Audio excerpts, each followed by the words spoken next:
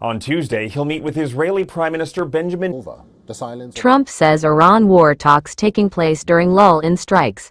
U.S. President Donald Trump has said, there are very friendly negotiations going on about the conflict with Iran, after the warring sides did not exchange strikes for a third straight day. He expressed optimism for an end to the war on Monday, telling reporters aboard Air Force One, "I think there's a good chance that something could happen." Deeply into those. Never allowed the United States to determine when there is war. The bombing followed. However, he warned that Washington would go back to doing what we were doing before the pause in fighting if the latest negotiations failed. Tehran has denied that any direct negotiations are taking place. Trump said he had decided to pause U.S. strikes on Iran on Friday because the countries mediating between them had asked him to give the talks another chance. Iran has also halted its attacks. Casualty figures that had been reported. We're building that up. Since the start of the war, the U.S. For 13 consecutive nights, U.S. forces. The pause follows nearly 2 weeks of daily U.S. strikes and tit-for-tat attacks, effectively unraveling the ceasefire struck in June. The U.S. military said at the time that its strikes were aimed to degrade Iran's ability to threaten commercial shipping in the Strait of Hormuz, a global route for transporting oil.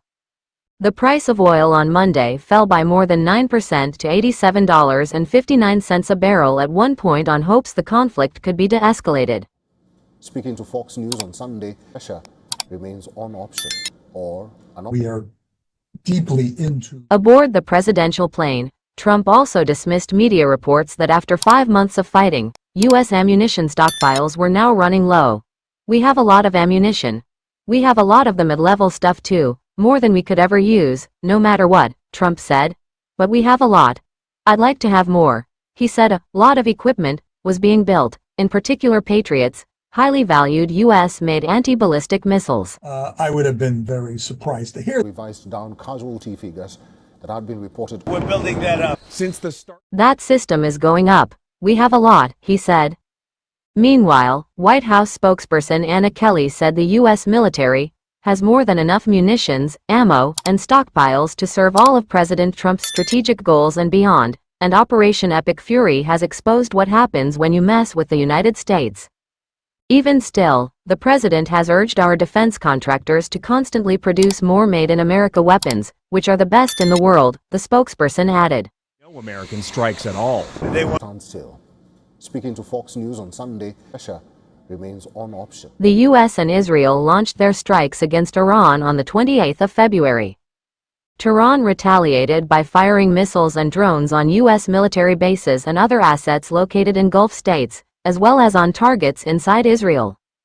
In June, Iran and the U.S. signed a memorandum of understanding to stop military operations and reopen the Strait of Hormuz, as well as to reach an agreement to end the war over the following 60 days. Dismissed reports that the Missions. I would have been very surprised to hear. revised down casualty figures that had been reported.